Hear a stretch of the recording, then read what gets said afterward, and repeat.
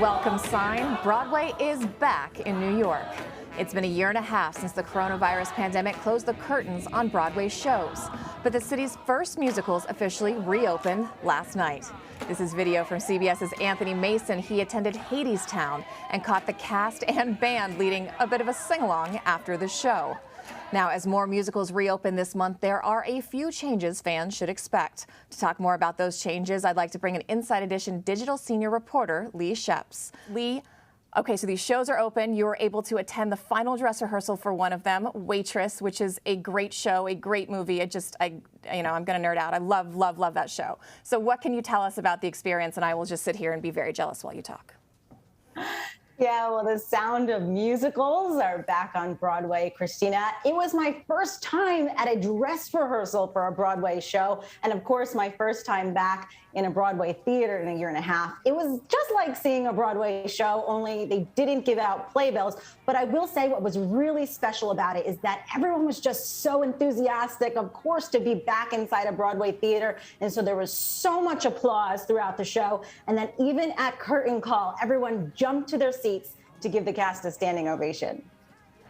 Yeah, when I heard we were going to do this segment, I actually reached out to Drew Gelling, who's one of the leads of Waitress, and he said a lot of tears were shed on 47th Street last night. He said they're so glad to be back, but when I talked to him, he was getting up early to go get a COVID test. So what COVID safety protocols have you seen?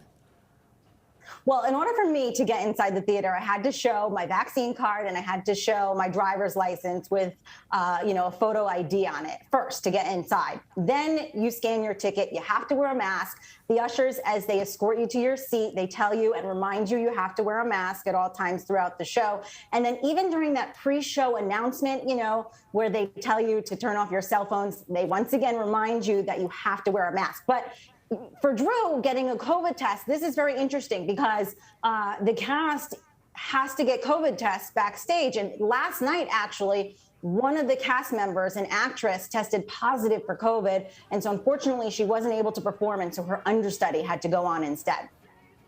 Well, it's always a good shot for the understudy. Hopefully they'll be back in the cast soon. So Nick Cordero was an original Waitress cast member, and he died last year after becoming sick with COVID-19. He was young, he was healthy. It was just a really shocking case for the community. Tell us about the special moment that's been added to the show in order to honor him. So this is a special moment that is going to be part of the Waitress production, any production that takes place moving forward. And so the musical Waitress, it takes place in a diner. And so one of the names of the pies are called the Big Ol' Slice of Live Your Life pie. In this photo you're looking at, you can see the top left-hand corner says that. And so there's one part of the show where they reference this pie, and it's just so special that they decided to do this in his memory.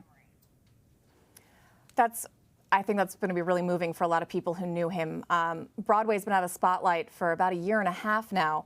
So what is the industry doing to try to remind people, hey, we're still here and come see us?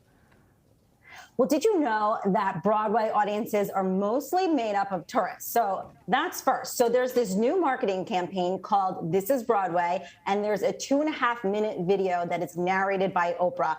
And you have to watch it if you haven't seen it, because it features the most iconic and rare performances from Broadway from the past to present.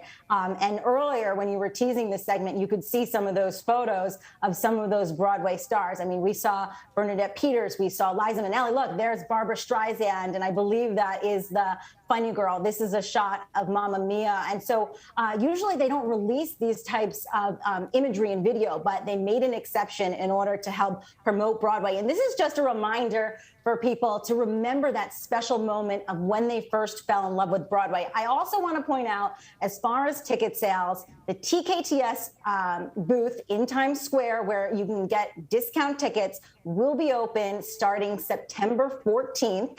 And later that week, there is going to be a 3-day festival in the middle of Times Square, just celebrating Broadway. And you will be able to watch performances, listen to conversation, and it's just going to be an exciting way to get everyone back to Broadway and just celebrate even Times Square coming alive again. Right. It's been so strange to drive by that staircase, that red staircase, which is usually packed with tourists, and see it empty for so many months.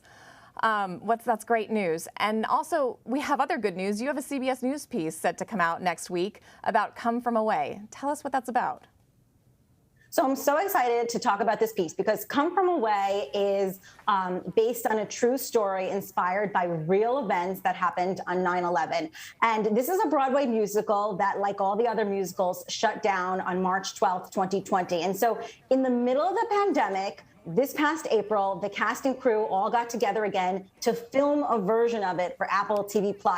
And that will premiere September 10th, one day before the 20th anniversary of 9/11. So I got to talk to the cast and the director all about how they filmed this, how they had to quarantine, and the whole story. It's just so inspiring, and it's just one of those rare stories about 9/11, such an uplifting musical. I've already seen it. I got a sneak peek. I was crying throughout the entire thing. So you'll have to look for this piece. It's going to be on CBSNews.com on September 11th, and don't forget to watch the musical too. And then the musical Come From Away will be back on Broadway and have its reopening on September 21st. All right, we'll keep an eye out. Leigh Scheps, thank you very much.